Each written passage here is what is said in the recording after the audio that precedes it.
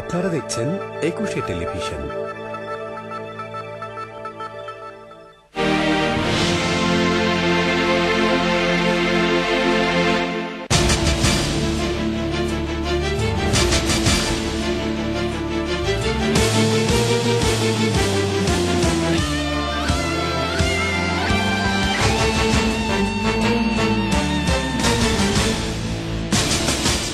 HSC এবং সমমানের পরীক্ষায় পাশের হার ৭৮.৬৭, জিপিএ 5 পেয়েছে ৬১,১৬২ জন। ইসলামী ব্যাংক এবং সোশ্যাল ইসলামী ব্যাংকের বিরুদ্ধে বিদেশি মুদ্রা পাচারের অভিযোগ খতিয়ে দেখা হচ্ছে জানালেন বাংলাদেশ ব্যাংকের গভর্নর। অনৈতিক শ্রমচর্চা করায় গ্রামীণ ফোন অভিযুক্ত হতে পারে জানালেন শ্রম মন্ত্রণালয় সম্পর্কিত সংসদীয় কমিটির সভাপতি।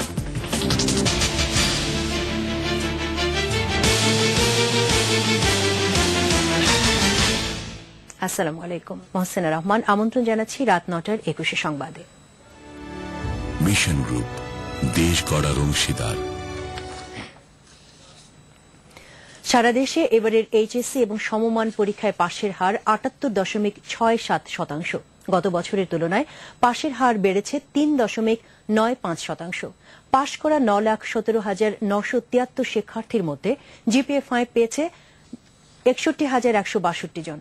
সকালে গণভবনে এইচএসসি পরীক্ষার ফলাফলের অনুলিপি প্রধানমন্ত্রীর হাতে তুলে দেন শিক্ষামন্ত্রী নুরুল ইসলাম নাহিদ। প্রধানমন্ত্রী শিক্ষার্থীদের অভিনন্দন জানিয়ে তাদের আন্তর্জাতিক পর্যায়ে প্রতিযোগিতা করতে প্রস্তুত হওয়ার আহ্বান জানান। মাহমুদ সিরাজকে সঙ্গে নিয়ে জসিম জুয়েলের রিপোর্ট।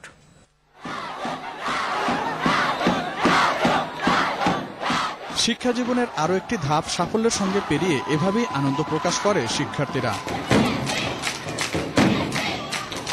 ফল প্রকাশের পরপরই ঢাকার সেরা কলেজগুলোতে শিক্ষক, অভিভাবক এবং শিক্ষার্থীরা উল্লাসে মেতে ওঠে। আমার কলেজ, আমার ফ্যামিলি এবং আমার ফ্রেন্ডস, আমার রিলেটিভস সবার অনুপ্রেরণা ছিল। অবশ্যই অনেক ভালো লাগতেছে, আর সবচেয়ে ভালো লাগতেছে স্যারদের এত প্রচেষ্টা বিফলে যায়নি। অনেক বড় অ্যাচিভমেন্ট আমাদের। ৮৫.৭% পাশের হার নিয়ে শীর্ষে আছে সিলেট বিভাগ। দ্বিতীয় স্থানে আছে ঢাকা বোর্ড। সর্বনিম্ন পাশের হার বরিশাল বোর্ডে। এছাড়া মাদ্রাসা বোর্ডে পাশের হার ৯১.৭৭% এবং কারিগরি বোর্ডে পাশের হার ৮৪.৩২%। এবারের এইচএসসি পরীক্ষায় বেড়েছে জিপিএ 5 প্রাপ্তের সংখ্যা, যা গতবারের চেয়ে প্রায় ২১,০০০ বেশি। ফলাফলের দিক দিয়ে মেয়েরা এগিয়ে থাকলেও জিপিএ 5 পেয়েছে ছেলেরা বেশি। ছেলেরা জিপিএ 5 পেয়েছে ৩৩,১৬৮ জন, আর মেয়েদের মধ্যে জিপিএ 5 পেয়েছে ২৭,৯৯৪ জন। দুপুরে সচিবালয়ে ফলাফল প্রকাশ করেন শিক্ষামন্ত্রী। সার্বিক বিষয় নিয়ে সন্তোষ প্রকাশ করেন তিনি। সেটা সাস্টেইনেবল এবং ভবিষ্যতে এটাকে যারা আসবেন তারা আরো এগিয়ে নিতে পারবেন। এটাকে পিছিয়ে যাওয়ার আর কোনো পথ নেই। এটা এগিয়ে যাওয়ার যে পথ আমরা রচনা করেছি সেটা আমরা আশা করি অব্যাহত থাকবে। এর আগে ফলাফলের অনুলিপি প্রধানমন্ত্রীর কাছে হস্তান্তর করেন শিক্ষামন্ত্রী নুরুল ইসলাম নাহিদ। গেলবারের চেয়ে এবারের ফলাফল ভালো হয় শিক্ষার্থী, শিক্ষক এবং অভিভাবকদের অভিনন্দন জানান প্রধানমন্ত্রী। আমাদের আন্তর্জাতিক পর্যায়ে আমাদের প্রতিদ্বন্দ্বিতা করে চলতে হবে। এই প্রতিদ্বন্দ্বিতার জন্য আমাদের ছেলে মেয়েদেরকে এখন থেকে তৈরি হতে হবে। কাজেই সেদিক থেকে সকলকে আমি বিশেষভাবে দৃষ্টিতে আহ্বান জানিয়ে সবাইকে আন্তরিক অভিনন্দন জানাচ্ছি এবং ধন্যবাদ জানাচ্ছি। সে সময় ভিডিও কনফারেন্সের মাধ্যমে বিভিন্ন বোর্ডের কর্মকর্তাদের সঙ্গে কথা বলেন প্রধানমন্ত্রী। জসিম জুয়েল, একুশে টেলিভিশন, ঢাকা। ঢাকা বোর্ডের সেরা ১০ প্রতিষ্ঠানের মধ্যে এবারও প্রথম স্থান দখলে রেখেছে রাজুক উত্তরা মডেল কলেজ। এদিকে বিস্ময়কর সাফল্য দেখিয়েছে নরসিংদীর আব্দুল কাদের মোল্লা স্কুল অ্যান্ড কলেজ। সেরা ১০-এর তালিকায় তাদের অবস্থান দ্বিতীয়। মঞ্জুরুল আলম পান্না, নাদিয়া শারমিন এবং মেজবা হাসানের সহায়তায় রিপোর্ট করছেন ইলিয়াস হোসেন। নিজেদের একক সাফল্যের শ্রেষ্ঠ নিজেদের প্রিয় শিক্ষা প্রতিষ্ঠানটি, আর সেজন্যই হয়তো নিজেদের পাশাপাশি স্মৃতিময় বিদ্যাপীঠের জয়গান করতে ভোলেনি শিক্ষার্থীরা। রাজুক উত্তরা মডেল কলেজের শিক্ষার্থীরা এবারও তাদের মেধা আর কৃতিত্ব দিয়ে ঢাকা বোর্ডের শীর্ষে রেখেছে তাদের প্রতিষ্ঠানকে। সবাইকে অবাক করে দ্বিতীয় স্থানে উঠে এসেছে নরসিংদী আব্দুল কাদের মোল্লা স্কুল অ্যান্ড কলেজ। তৃতীয় ময়মনসিংহ গার্লস ক্যাডেট কলেজ। এবারও খুব একটা সুবিধা করতে পারেনি ভিকারুন্নেসা নুন স্কুল অ্যান্ড কলেজ। তালিকায় তাদের অবস্থান চতুর্থ। অবশ্যই আমার শিক্ষকদেরকে, আমার বন্ধুদেরকে, আমার পরিবারের সবাইকে, আমার আত্মীয় স্বজনকে, সবাই আমার জন্য অনেক দোয়া করেছে, অনেক করেছে। আমি সবাইকে ধন্যবাদ দিচ্ছি। আলহামদুলিল্লাহ, অনেক ভালো, এক্সাইটেড অনেক। শিক্ষার্থীদের সাফল্যে সমান ভাগিদার শিক্ষক ও অভিভাবকরাও। ভালো করছে, ম্যাডামদের অবদান আছে, আমাদের অবদান আছে। এখন চাচ্ছি ভালো একটা ইউনিভার্সিটিতে ভর্তি হোক। এর ধারাবাহিক সাফল্য হচ্ছে যে সব কলাকৌশল আমি বলতে চাই না, বাট এর সমস্ত কলাকৌশল হচ্ছে আমাদের সর্বোচ্চ প্রচেষ্টা। একবার প্রথম হয়েছি, আমাদের দ্বিতীয় হওয়ার কোনো রাস্তাঘাট নেই। এই আমাদের এই মনোবৃত্তি ধারণ করে আমরা সবসময় চেষ্টা করেছি। দেশের 8টি সাধারণ শিক্ষা বোর্ডের মধ্যে ঢাকা বোর্ডের সেরা প্রতিষ্ঠান Rajuk Uttara model college. Faujdarhat cadet college হয়েছে চট্টগ্রাম বোর্ডের সেরা। সিলেট শিক্ষা বোর্ডের শ্রেষ্ঠ প্রতিষ্ঠান সিলেট ক্যাডেট কলেজ। রাজশাহী বোর্ডের শ্রেষ্ঠ হয়েছে Pabna cadet college. Jhenaidah cadet college Jessore বোর্ডের সেরা হয়েছে। এমন আনন্দের রেশ কাটতে না কাটতেই নামিদামি প্রতিষ্ঠানে উচ্চ শিক্ষার সুযোগ পাওয়া নিয়ে দুশ্চিন্তায় শিক্ষার্থীরা। তবে সঠিক সময়ে সঠিক সিদ্ধান্ত নিয়ে সরকারের দুশ্চিন্তা লাঘব করবে, এমনটাই প্রত্যাশা এসব শিক্ষার্থীর। ইলিয়াস হোসেন, 21 টেলিভিশন, ঢাকা। মূল্যস্ফীতির লাগাম টেনে ধরার পাশাপাশি বেসরকারি খাতে ঋণ প্রবাহ বাড়িয়ে কাঙ্ক্ষিত প্রবৃদ্ধি অর্জনের লক্ষ্যমাত্রা নিয়ে অর্থ বছরের প্রথমার্ধের মুদ্রানীতি ঘোষণা করেছে কেন্দ্রীয় ব্যাংক। বুধবার কেন্দ্রীয় ব্যাংক কার্যালয়ে এক সংবাদ সম্মেলনে এই মুদ্রানীতি ঘোষণা করা হয়।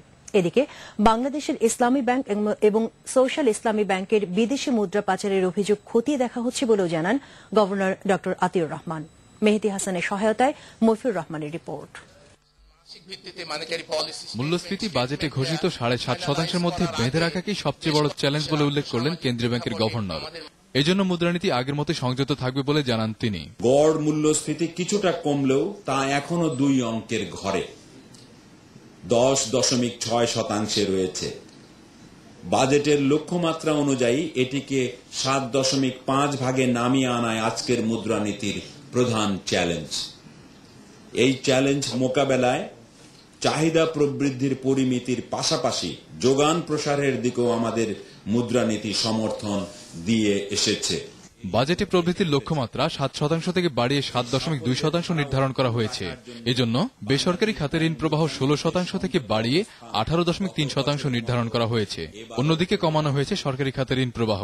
বৈদেশিক মুদ্রার পর্যাপ্ত মজুত নিশ্চিত করার লক্ষ্যমাত্রা নির্ধারণ করা হয়েছে বলেও জানান ড আতিউর রহমান। চলতি অর্থ বছর শেষে অর্থাৎ জুনে রিজার্ভ মুদ্রার যোগানে প্রবৃদ্ধি দাঁড়াবে 13.8% এবং বেসরকারি খাতের ঋণ প্রবৃদ্ধির হার হবে 18%, যা জাতীয় বাজেটে প্রাক্কলিত প্রবৃদ্ধির লক্ষ্যমাত্রা অর্জনে পর্যাপ্ত হবে বলে আমরা আশা করছি। বাংলাদেশের ইসলামী ব্যাংক ও সোশ্যাল ইসলামী ব্যাংকের বিরুদ্ধে মার্কিন সিনেটের অভিযোগ সত্য হলে তাদের বিরুদ্ধে ব্যবস্থা নেওয়ার কথা বলেন তিনি। এটি পুরনো ইস্যু, আমরা নতুন করে এই ধরনের ঘটনা যাতে না ঘটে সেজন্য আমরা সদা সক্রিয় আছি। আমরা পড়ছি, বিশ্লেষণ করছি এবং বিশ্লেষণ করে যা যথোপযুক্ত ব্যবস্থা নেওয়া লাগে নেব।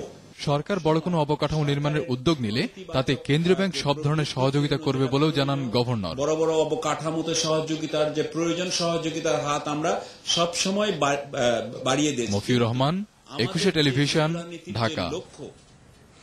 বাংলাদেশ ব্যাংক ঘোষিত এই মুদ্রানীতিতে একই সঙ্গে বিপরীতমুখী দুটি বিষয় থাকায় তা সরকারের জন্য বড় চ্যালেঞ্জ হয়ে দাঁড়াবে বলে মনে করছেন অর্থনীতিবিদরা। এতে একদিকে রয়েছে মূল্যস্ফীতি কমিয়ে আনা আর অন্যদিকে কাঙ্ক্ষিত প্রবৃদ্ধি অর্জন। এই দুয়ের সমন্বয় করা কঠিন হতে পারে বলেই মনে করছেন তারা। এট দ্য সেম টাইম আমরা চাচ্ছি যে প্রবৃদ্ধি বাড়ুক 1%-এর মতো, অন্যদিকে 3.5% আমাদের প্রায় 3.5%-এর মতো মূল্যস্ফীতি কমে যায়। তো এখন তো আমরা দেখতে পাচ্ছি যে আলটিমেটলি তো ব্রড মানির যে গ্রোথটা, সেই গ্রোথটা যে জায়গায় আছে সেটা এক্সপানশনারি না বলা যায়, এক্সপানশনারি অবশ্যই না। সে অর্থে আমি কন্ট্রাকশনারিও বলবো না, অলমোস্ট গত বছর যা ছিল সেই লেভেলে আছে। ফলে ইকোনমিক্সের ভাষায় একেবারেই বলা যাবে না যে সম্ভব না, কিন্তু যদি মানি সাপ্লাইয়ের উপর ভিত্তি করে শুধু বলি তাহলে খুব কঠিন হবে এই প্রবৃদ্ধি অর্জন করা, খুব কঠিন হবে এই মূল্যস্ফীতির টার্গেটে পৌঁছা। শিক্ষামন্ত্রীর আশ্বাসের পরিপ্রেক্ষিতে অবস্থান কর্মসূচি 2 দিনের জন্য স্থগিত করল বুয়েটের আন্দোলনকারী শিক্ষক শিক্ষার্থীরা। বুধবার সকাল থেকে শুরু হওয়া অবস্থান কর্মসূচি চলার সময় এ ঘোষণা দেন শিক্ষক নেতারা। উপাচার্য ও উপ উপাচার্যের অপসারণের দাবিতে বুধবার সকাল 11টা থেকে শুরু হওয়া 2 ঘণ্টার অবস্থান কর্মসূচি। গেল সোমবার চলমান সংকট নিরসনে শিক্ষামন্ত্রীর সঙ্গে বৈঠক করেন তারা। শিক্ষামন্ত্রী তাদের সংকট নিরসনে প্রয়োজনীয় পদক্ষেপ নেওয়ার আশ্বাস দিলে তারা আগামী 2 দিনের জন্য কর্মসূচি স্থগিত রাখেন। তবে এই সময়ের মধ্যে কোনো সমাধান না হলে আগামী শনিবার থেকে আবারও অবস্থান ধর্মঘট এবং রোববার বিকেল বিকেল 5টায় একযোগে গণপদত্যাগ করবেন তারা। অনৈতিক শ্রমচর্চার অভিযোগে অভিযুক্ত হতে পারেন গ্রামীণফোনের সিইও টরে জনসন এবং মানব সম্পদ বিভাগের প্রধান। একথা জানালেন শ্রম ও কর্মসংস্থান মন্ত্রণালয় সম্পর্কিত সংসদীয় স্থায়ী কমিটির সভাপতি ইসরাফিল আলম। এ সময় তিনি আরও বলেন, গ্রামীণফোনের সিইওর সংসদীয় কমিটির সঙ্গে আলাদা করে বৈঠক করার প্রস্তাবও নাকচ করা হয়েছে। তবে টরে জনসন বলেছেন, এই বিষয়ে তারা পরে বিবৃতি দিয়ে মতামত জানাবেন। রিপোর্ট করছেন ফাল্গুনী দত্ত। কোম্পানি পুনর্বিন্যাসের নামে হঠাৎ করেই কর্মী ছাঁটাই শুরু করে গ্রামীণফোন। তার প্রতিবাদে আন্দোলন শুরু করে গ্রামীণফোনের কর্মীরা। এই প্রেক্ষিতে সংসদীয় কমিটি শ্রম আইন লঙ্ঘন করে কর্মী ছাঁটাই হচ্ছে কিনা তা জানতে ডেকে পাঠায় কোম্পানির সিইও টরে জনসনকে। বুধবার সিইও কমিটিতে হাজির হলে তার সঙ্গে আলোচনা শেষে সংসদীয় কমিটি জানায়, সংবিধানে বিদ্যমান শ্রম আইন এবং জাতিসংঘের ঘোষিত মানবাধিকার লঙ্ঘন করছে Grameenphone. Unfair labor practice on the part of employers, section 195 of labor law of Bangladesh labor law, এই ধারায় তাদেরকে আমরা অভিযুক্ত করেছি এবং এই অভিযোগের দণ্ড হলো 291 ধারায়। এটা একটা শাস্তিযোগ্য দণ্ড। ইসরাফিল আলম আরো বলেন, শুধুমাত্র সংসদীয় কমিটির সঙ্গে বৈঠক করতে গ্রামীণফোন যে প্রস্তাব দিয়েছিল তাও প্রত্যাখ্যান করা হয়েছে। তারা বারবার একটি বিষয় আমাকে রিকোয়েস্ট করছিলেন যে একান্তভাবে আমার সাথে ওনারা বসবেন। আমি বললাম যে এটা এক্সক্লুসিভ কোনো বৈঠকের বিষয় না, যাই কিছু হবে স্বচ্ছতার মধ্যে হবে, জবাবদিহিতার মধ্যে হবে। তবে বৈঠক শেষে টরে জনসন সাংবাদিকদের জানিয়েছেন, ভাষাগত সমস্যার কারণে বৈঠকের সব কথা ঠিকমতো বুঝতে পারেননি তিনি। There is no comment from Grameenphone because most of it was in the local language, which I picked up very little of, so I need to go back and discuss with my team and we will give a statement later tonight. পরে এই বিষয়ে জানানোর কথাও বলেন গ্রামীণফোনের CEO. There is no more statement. Falguni Dutta, 21 television, Dhaka. আমন্ত্রণ আবারও রাত 9টার 21 সংবাদে। বাজারে দ্রব্যমূল্যের ঊর্ধ্বগতি ঠেকাতে টিসিবি মাঠে নামলেও নিয়মিত পাওয়া যাচ্ছে না এই প্রতিষ্ঠানটির নিযুক্ত ডিলারদের। মানুষের অভিযোগ, একই স্থানে প্রতিদিন ট্রাক সেল করার কথা থাকলেও দু একদিন ছাড়া দেখা মেলেনি তাদের। টিসিবি কর্তার দাবি, গেল কয়েকদিন আগে পরিবহন ধর্মঘট থাকার ফলে একটু সমস্যা হয়েছিল, এখন নেই। ফারুক হোসেনকে সঙ্গে নিয়ে মাহাতি ফারুকের প্রতিবেদন। কলোনি বাজারের ভিতরে টিসিবির খোলা বাজারে পণ্য বিক্রি করার কথা, তবে দোকানি এবং ব্যবসায়ীদের অভিযোগ যে এই টিসিবির পণ্য এই বাজারের ভিতরে তারা আসেন না। এ স্থানের মতো ঢাকা মেট্রোপলিটন এলাকা জুড়ে মোট 25টি স্পটে বা বাজারে থাকার কথা টিসিবি পণ্য বিক্রেতাদের। স্থানগুলো হচ্ছে যাত্রাবাড়ি বাজার, বাসাবু বাজার, শাহজাহানপুর বাজার, মতিঝিল শাপলা চত্বর, এজিবি কলোনি বাজার, ফকিরাপুল বাজার, মগবাজার, মালিবাগ বাজার, কাপ্তান বাজার, সচিবালয় গেট, প্রেস ক্লাব, উত্তরা বাজার, ভাসানটেক বাজার, কচুক্ষেত বাজার, মিরপুর 10 নম্বর গোল চক্কর, শাহালি মার্কেট, শেওড়াপাড়া বাজার, আগারগাঁও তালতলা বাজার, নাখালপাড়া বাজার, মোহাম্মদপুর টাউন হল মার্কেট, রায়ের বাজার, নিউ মার্কেট, পলাশী বাজার ও শান্তিনগর বাজার। তবে এসব বাজারের দোকানিরা জানালেন, টিসিবির পণ্য বিক্রেতাদের নিয়মিত দেখেন না তারা। মাঝে মাঝে আসছে আবার জায়গা। পরশু দিন আসছিল, আজকে সকালে দেখিনি। কালকের আগের দিন দেখছিলাম গাড়ি, কালকে আর আজকে দেখি না। 4-5 দিন আগে তো দেখতাম, এখন তো 2-3 দিন ধরে দেখি না। কয়েকটি স্থানে টিসিবির পণ্য বিক্রি হচ্ছে ময়লা আবর্জনার স্তূপের মধ্যে, আর এতে ক্ষুব্ধ ক্রেতারা। ময়লার সামনে এগুলা কিনার কি আমরা সম্ভব নেই, এগুলা এটা ময়লার পাশে কি এটা বেচা কিনে হয়? আমরা যে এখানে নামাজ রোজা করি, যাই করি, এখন ওখানে গিয়ে দাঁড়াই আমাকে 10 মিনিট থাকাটা আমাকে পক্ষে সম্ভব না। এ বিষয়ে টিসিবির এক কর্মকর্তা সাফাই গাওয়ার চেষ্টাও করলেন ডিলারের পক্ষ নিয়ে। ময়লার ভিতরে এই মাত্র ট্যাগ আসছে, আমি তো এখানে মনে করেন 10টা থেকে। টিসিবির কর্মকর্তা জানালেন, ময়লা আবর্জনার পাশে ট্রাক সেলের বিষয়টি দেখা হবে, তবে ট্রাক সেল স্বাভাবিক বলেও দাবি তার। আমার জানা নাই এই ঘটনাটা, বা আমাকে কেউ বলেও নাই, তারপরে আমি বিষয়টা খোঁজ নিচ্ছি। ঘরে বসে যতই স্বাভাবিক থাকার কথা বলেন টিসিবির কর্তা, বাস্তব অবস্থা একেবারেই ভিন্ন। তাই ন্যায্য মূল্যে পণ্য বিক্রির মাধ্যমে বাজারে প্রভাব বিস্তারের উদ্দেশ্য প্রায় ভেস্তে যাচ্ছে বলেই মত সাধারণ ক্রেতাদের। মাহাথির ফারুকি, 21 টেলিভিশন, ঢাকা। পদ্মা সেতুর নামে ব্যাংক হিসাব খুলে প্রধানমন্ত্রী চাঁদাবাজিকে প্রাতিষ্ঠানিক স্বীকৃতি দিয়েছেন বলে মন্তব্য করেছেন ড খন্দকার মোশাররফ হোসেন। জাতীয় প্রেস ক্লাবে জিয়া নাগরিক ফোরাম আয়োজিত আওয়ামী দুঃশাসনের 4 বছর দেশবাসী কেমন আছেন এবং ভবিষ্যৎ ভাবনা শীর্ষক আলোচনায় একথা জানান তিনি। পদ্মা সেতু নির্মাণের নামে জনগণের কাছ থেকে মহাজোট সরকার যে টাকা তুলছে, ক্ষমতায় গেলে বিএনপি তার হিসাব নেবে বলে জানিয়েছেন ড খন্দকার মোশাররফ হোসেন। একই আলোচনায় বিরোধী দলীয় চিফ হুইপ জয়নুল আবেদিন ফারুক বলেন, দেশবাসীর ভালো থাকা নির্ভর করবে বিএনপির আন্দোলনের উপর। পদ্মা ইসলামী লাইফ ইন্স্যুরেন্স বাণিজ্য সংবাদ।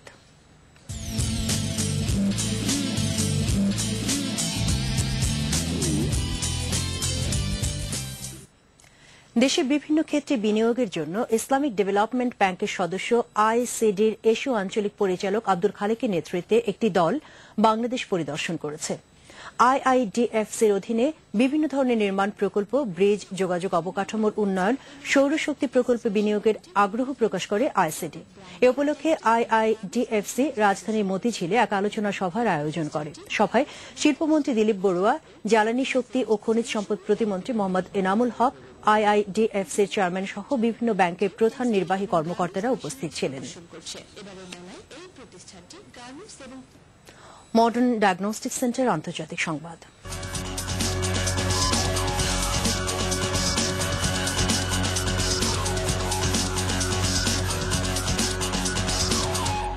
ভারতের বহুল আলোচিত 14তম প্রেসিডেন্ট নির্বাচন কাল। নির্বাচনের আগ মুহূর্তে কোয়ালিশন সরকার এবং সমর্থনকারী দলগুলোকে নিয়ে মধ্যাহ্নভোজের আয়োজন করেন ইউপিএ চেয়ারপারসন ও কংগ্রেস সভানেত্রী সোনিয়া গান্ধী। বৃহস্পতিবারের নির্বাচনে প্রতিদ্বন্দ্বিতা করছেন ইউপিএ জোটের প্রার্থী প্রণব মুখার্জি এবং বিজেপির প্রার্থী পি.এ. সাংমা। এর মধ্যে তৃণমূল কংগ্রেস নেত্রী এবং পশ্চিমবঙ্গের মুখ্যমন্ত্রী মমতা বন্দ্যোপাধ্যায় সহ বেশ কয়েকটি রাজনৈতিক দল সমর্থন দিয়েছেন প্রণবকে। নির্বাচনে সাবেক অর্থমন্ত্রী প্রণব মুখার্জি বিজয়ী হবেন বলে ধারণা করা হচ্ছে। নির্বাচনে প্রণব বিজয়ী হলে তিনিই হবেন ভারতের প্রথম বাঙালি প্রেসিডেন্ট। খেলার খবর। গ্রিন ডেল্টা ইন্স্যুরেন্স প্রিমিয়ার বিভাগ হকি লিগে জয়ের ধারা অব্যাহত রেখেছে উষা ক্রীড়া চক্র। সোনালী ব্যাংককে তারা হারিয়েছে 4-1 গোলে। অ্যাজাক্স এবং ওয়ারির মধ্যকার ম্যাচটি 0-0 ড্র হয়েছে।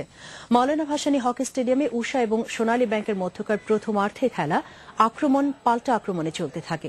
দুদলই তাদের রক্ষণভাগ সামলে আক্রমণ চালাতে থাকে, ফলে প্রথমার্ধ থাকে 0-0। 45 মিনিটে আখতার পেনাল্টি কর্নার থেকে গোল করে উষাকে 1-0 এগিয়ে দেন। 52 মিনিটে শাহবাজ উষার গোল সংখ্যা দ্বিগুণ করেন। 56 মিনিটে রাব্বি এবং 64 মিনিটে শাহবাজ গোল করে দলকে 4-0 লিড এনে দেন। খেলা শেষ হবার 1 মিনিট আগে সোনালী ব্যাংকের রানা একটি গোল পরিশোধ করেন। শেষ করছি রাত 9টার 21 সংবাদ। যাবার আগে শিরোনামগুলো আরেকবার। এইচএসসি এবং সমমানের পরীক্ষায় পাশের হার 78.67, জিপিএ 5 পেয়েছে 61,162 জন। ইসলামী ব্যাংক ও সোশ্যাল ইসলামী ব্যাংকের বিরুদ্ধে বিদেশি মুদ্রা পাচারের অভিযোগ খতিয়ে দেখা হচ্ছে, জানালেন বাংলাদেশ ব্যাংকের গভর্নর। অনৈতিক শ্রম চর্চা করায় গ্রামীণ ফোন অভিযুক্ত হতে পারে, জানালেন শ্রম মন্ত্রণালয় সম্পর্কিত সংসদীয় কমিটির সভাপতি। দর্শক, 21 টেলিভিশনের সর্বশেষ খবর জানতে যেকোনো মোবাইল থেকে ডায়াল করুন 2021 নম্বরে আর লগ অন করুন 21-tv.com এই ওয়েবসাইটে। এছাড়া 21 যে কোনো অনুষ্ঠান সরাসরি দেখা যাচ্ছে Facebook/21TV লাইভ এবং Twitter/21TVBD এই ওয়েবসাইটে। এতক্ষণ সাথে থাকার জন্য ধন্যবাদ। পরের সংবাদ রাত 11টায় দেখার আমন্ত্রণ রইল। 21 সাথে থাকুন।